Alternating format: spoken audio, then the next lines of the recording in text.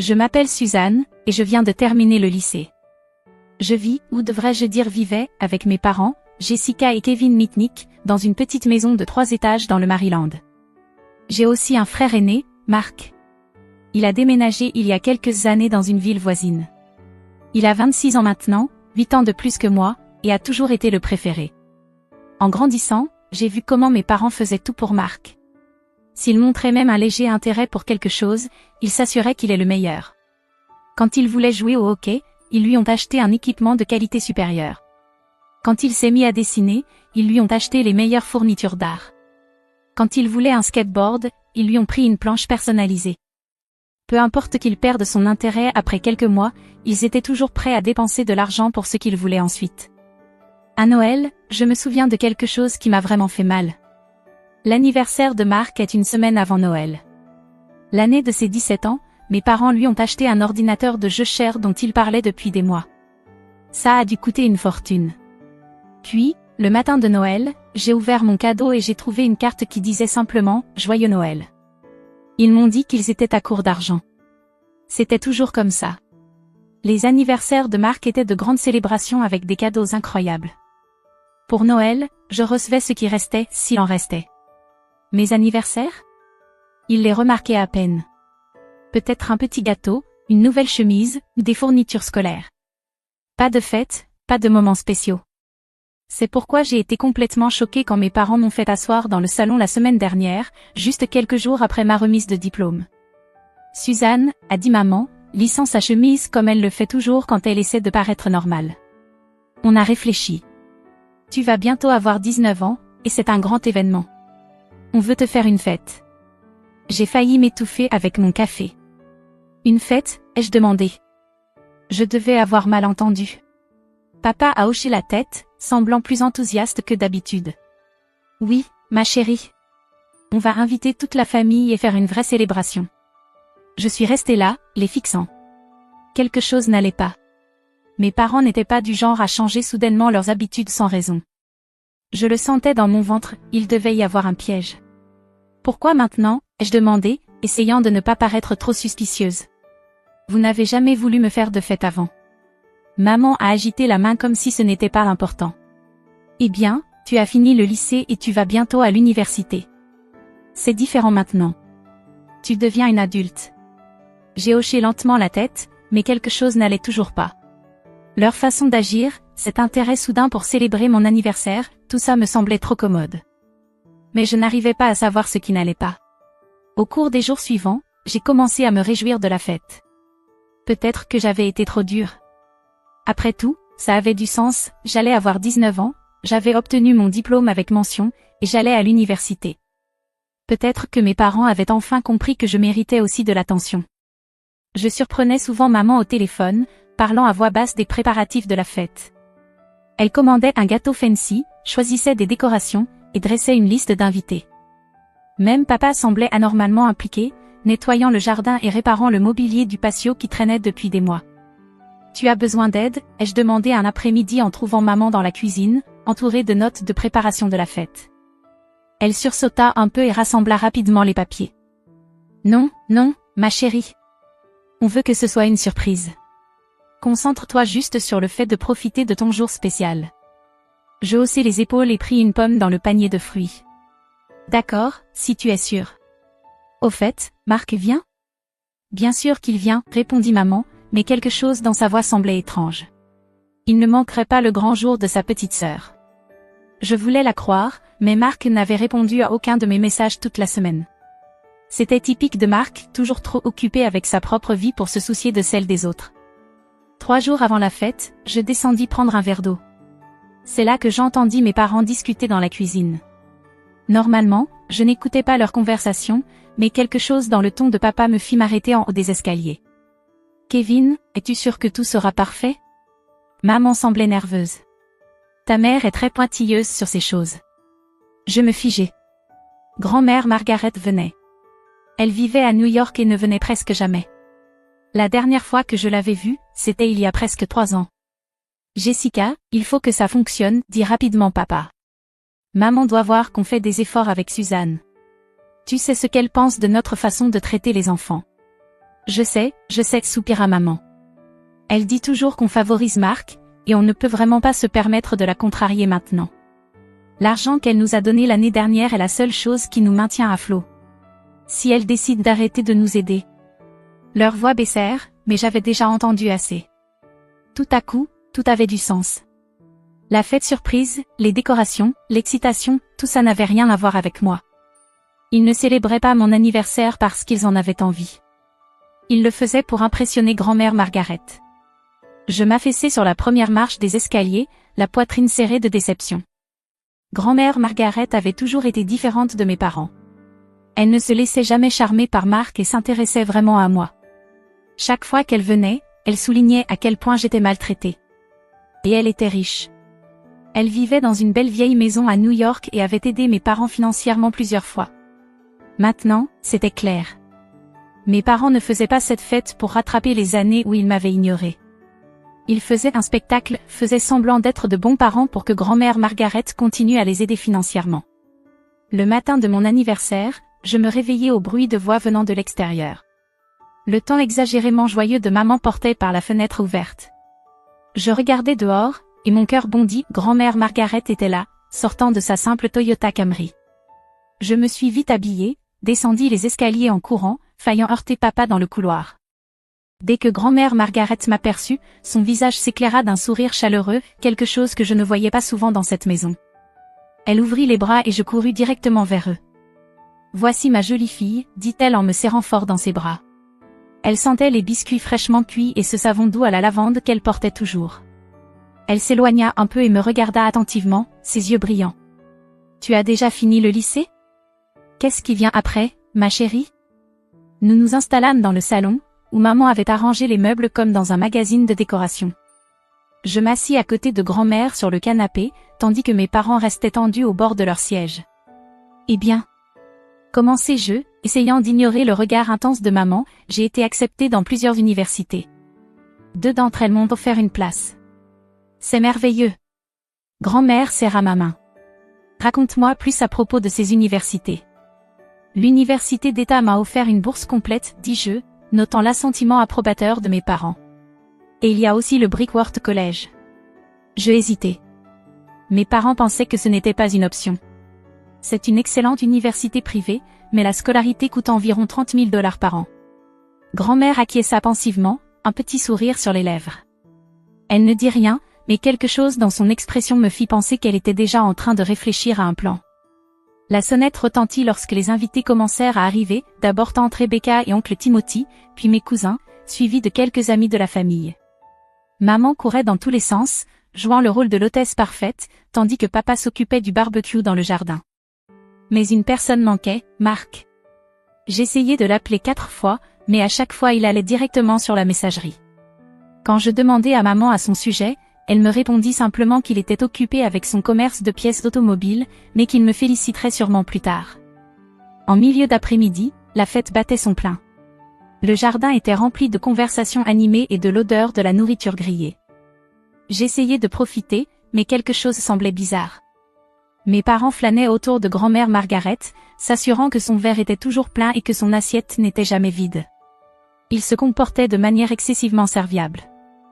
Je venais de finir un morceau de gâteau d'anniversaire quand tout à coup, ma grand-mère se leva, frappant son couteau contre le verre. Le bourdonnement cessa, et tout le monde se tourna pour la regarder. « J'aimerais dire quelques mots », annonça-t-elle, sa voix forte et claire. « Aujourd'hui, nous célébrons non seulement le 19e anniversaire de Suzanne, mais aussi son acceptation à l'université. » Elle me sourit chaleureusement. « Suzanne, ma chérie, j'ai suivi ton évolution et je t'ai vue devenir une jeune femme incroyable. Contrairement à certaines personnes, elle marqua une courte pause, tu as toujours travaillé dur et n'as jamais rien pris pour acquis. » Mes parents se tortillèrent mal à l'aise dans leur siège. Je vis ma mère déchirer nerveusement une serviette en papier. Quand tu m'as parlé de ton acceptation à Brickworth College, continua ma grand-mère, j'ai pu voir à quel point tu voulais y aller, même si tu pensais que c'était hors de portée. Elle plongea sa main dans son sac et en sortit une enveloppe. C'est pourquoi j'ai décidé de te faire un cadeau spécial. Elle s'approcha de moi et me tendit l'enveloppe. Mes mains tremblaient en l'ouvrant. À l'intérieur, il y avait un chèque. Lorsque je vis le montant, je crus que mes yeux me trompaient. Je clignai des yeux et regardai à nouveau. 150 000 $. Ma grand-mère sourit devant le regard choqué de la foule. Assez pour couvrir tes frais de scolarité à Brickworth College. Pendant un moment, tout se tut. Puis, le chaos s'installa. Ma tante Rebecca poussa un soupir si fort qu'on aurait dit qu'elle avait aspiré tout l'air du jardin. L'oncle Timothy commença à applaudir, et bientôt tout le monde le suivit. Mes cousins criaient et jubilaient. Je restais là, les yeux rivés sur le chèque, les larmes coulant sur mon visage. Ce n'était pas juste de l'argent, c'était la liberté. Une chance d'aller à l'université de mes rêves sans m'endetter.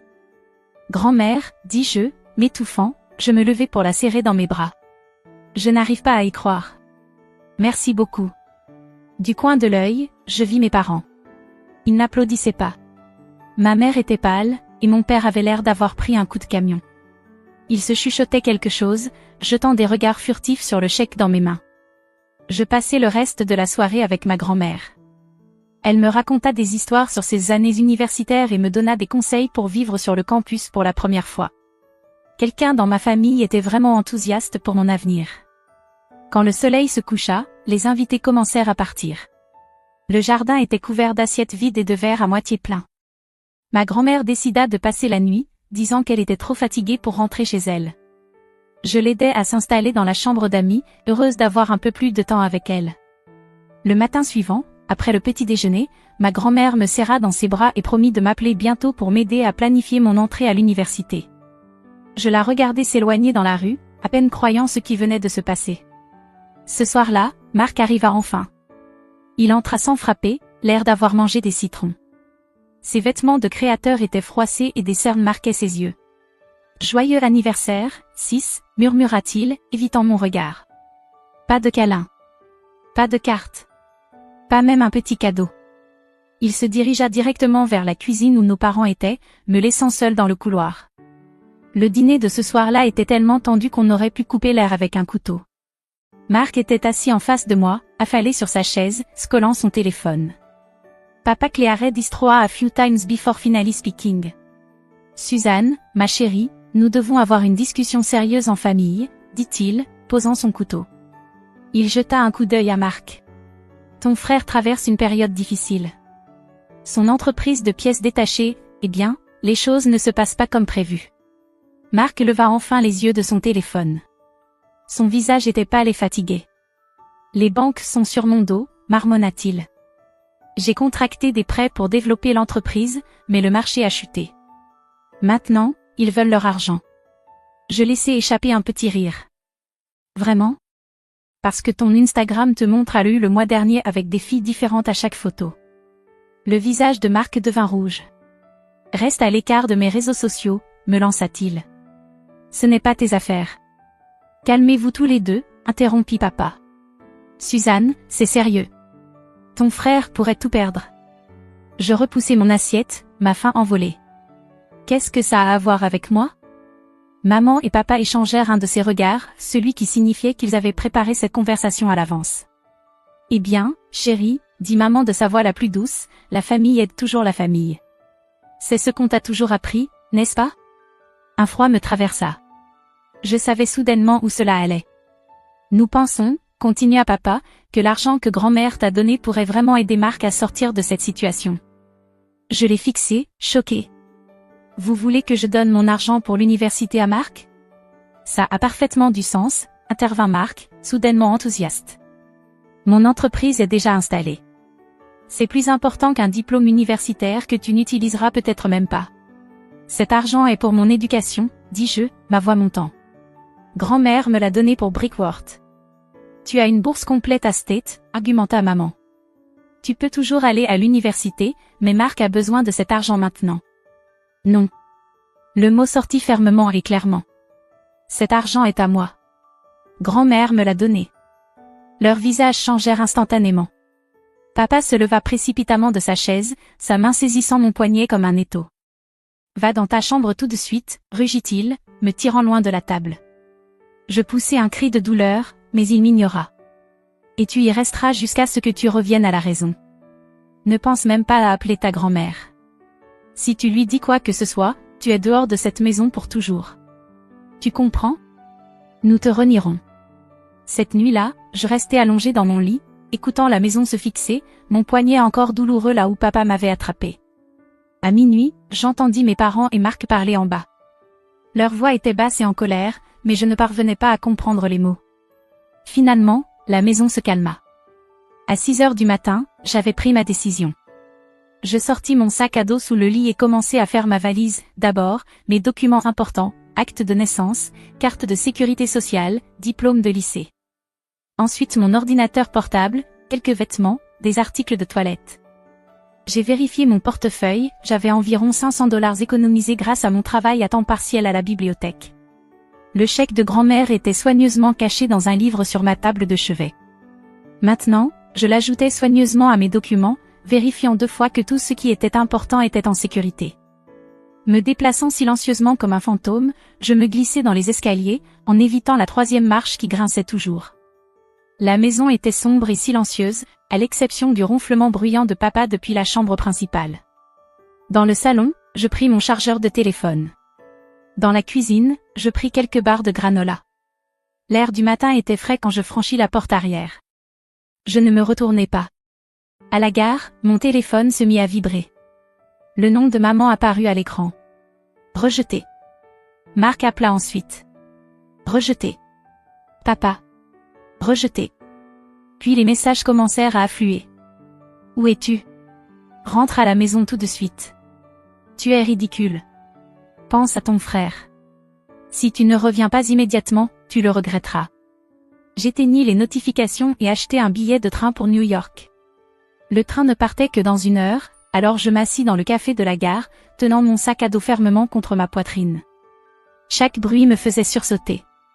En fin d'après-midi, j'arrivai enfin chez grand-mère Margaret. Elle ouvrit la porte, les yeux grands ouverts de surprise. « Suzanne, que diable ?» Elle me tira à l'intérieur. « Ton père m'a appelé ce matin, » dit-elle, fermant la porte derrière nous. « Il m'a dit que tu t'étais enfuie avec un garçon et que tu comptais gaspiller ton argent pour l'université en faisant la fête. »« C'est un mensonge, » éclatai-je. Je pris une grande respiration, mes mains tremblaient. « Il voulait que je donne l'argent à Marc, » dis-je. Son entreprise est en faillite, et ils ont essayé de me forcer à leur remettre mon fonds pour l'université. Quand j'ai refusé, je touchais mon poignet, où des ecchymoses commençaient déjà à se former. Papa m'a enfermé dans ma chambre et m'a menacé si je te disais quoi que ce soit. Le visage de grand-mère passa de l'inquiétude à la colère. Sans un mot, elle sortit son téléphone et composa le numéro de papa, le mettant en haut-parleur. « Kevin, » dit-elle sèchement. « Oui, Suzanne est ici. » Oh, merci Dieu, la voix de papa grésilla à travers le haut-parleur. Maman, elle a fait des bêtises, elle invente des histoires. Garde ça pour toi, la coupa grand-mère. Sa voix était froide. Elle m'a tout dit. À propos de l'entreprise en difficulté de Marc. À propos de toi qui essaie de voler son fonds pour l'université. À propos de tes menaces. Elle ment, la voix de maman se fit entendre. Elle est juste dramatique. J'ai dit garde ça pour toi. La voix de grand-mère était glaciale. Pendant des années, je t'ai vu privilégier Marc. Je t'ai vu le gâter tout en ignorant Suzanne. Et je t'ai aidé financièrement, encore et encore, espérant que tu changerais. Elle prit une grande respiration. Eh bien, c'est fini. À partir de ce moment, tu peux considérer que mon soutien financier est terminé. Et demain, je vais appeler mon avocat pour mettre à jour mon testament. Toi et Marc ne verrez pas un centime. Puis elle raccrocha. Elle se tourna vers moi, son visage s'adoucissant. Tu vas rester ici avec moi jusqu'à ce que l'université commence, dit-elle fermement. Et ne t'inquiète de rien. Vivre avec grand-mère Margaret, c'était comme entrer dans un tout autre monde. Chaque matin, je me réveillais au parfum du café frais et de ce qu'elle était en train de cuire. Sa spécialité était la tarte aux pommes, mais elle faisait aussi les meilleurs muffins aux myrtilles. Je l'aidais à la maison à nettoyer, faire la lessive, pas parce que grand-mère me le demandait, mais parce que je voulais. Nous sommes tombés dans une routine simple, partager des repas, regarder de vieux films, parler de tout et de rien. Pendant ce temps, mon téléphone n'arrêtait pas de vibrer. Maman, papa et Marc ont tout essayé, appels, textos, Facebook, Instagram, même LinkedIn. Leurs messages sont passés de la culpabilisation à la colère, puis à la manipulation. Je les ai tous ignorés. L'été passa tranquillement. Finalement, août arriva, Il était temps pour moi de commencer à Brickworth. Grand-mère m'a aidé à m'installer dans mon dortoir, elle a fait mon lit avec des draps propres et a rangé mes affaires soigneusement. Ma colocataire, Emma, semblait gentille. Et pour la première fois de ma vie, je me sentais excitée par l'avenir. Le premier mois à l'université est passé à toute vitesse, les cours étaient difficiles mais fascinants. J'ai fait des amis, et je me suis même inscrite au journal de l'université. Pour la première fois, je ne vivais pas dans l'ombre de Marc. J'étais simplement Suzanne, trouvant mon propre chemin. Puis, un vendredi, ma conseillère en résidence frappa à ma porte. « Suzanne, tes parents sont ici. Ils t'attendent au café du campus. » Mon estomac se tordit. Je savais que cela finirait par arriver. Lorsque je les ai retrouvés, ils étaient assis à une table au fond. Ils semblaient différents, fatigués, abattus. « Suzanne, dit maman en tendant la main vers moi. Je gardai les miennes fermement sur mes genoux. « Tu vas bien ?» continua-t-elle. « Que voulez-vous ?» demandai-je directement. Papa se remua sur sa chaise, mal à l'aise. « Nous voulions nous excuser, dit-il. Nous avons eu tort de vouloir prendre ton argent pour l'université. Nous avons eu tort de te menacer. Nous avons eu tort sur beaucoup de choses. » Je suis restée silencieuse, attendant. Avec eux, il y avait toujours quelque chose de plus.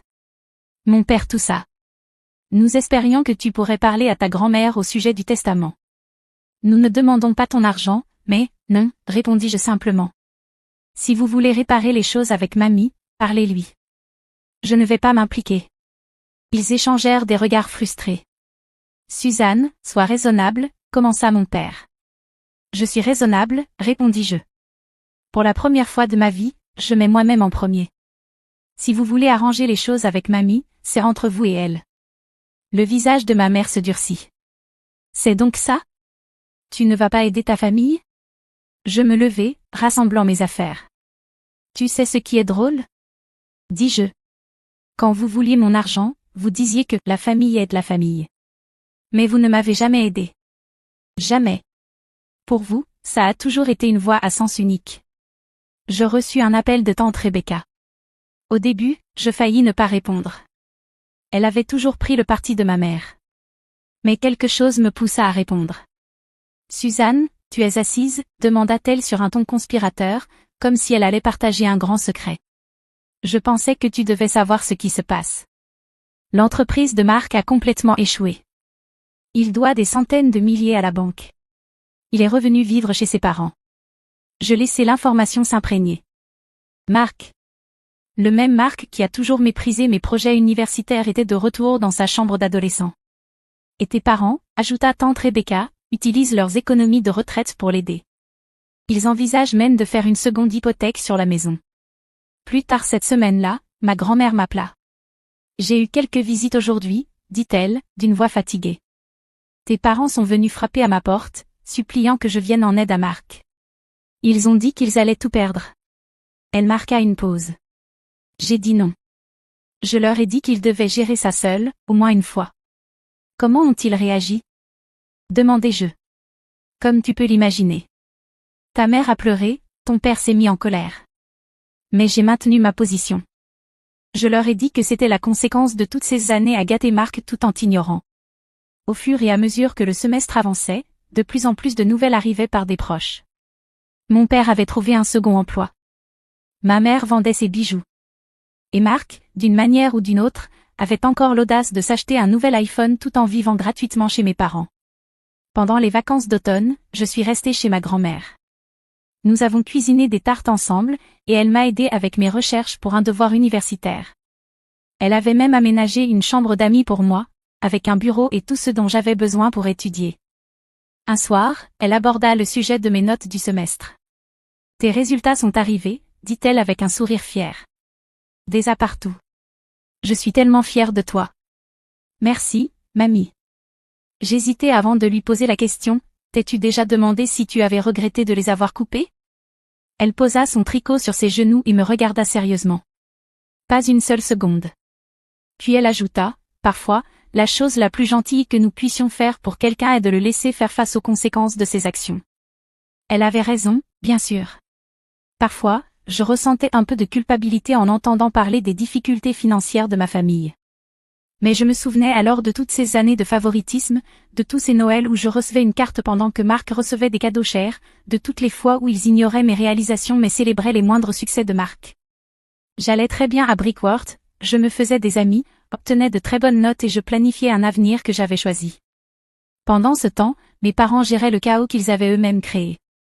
Ce n'était jamais mon travail de réparer leurs erreurs. La dernière fois que j'ai su, Marc parlait déjà d'une nouvelle idée d'entreprise, et mes parents cherchaient toujours comment la financer.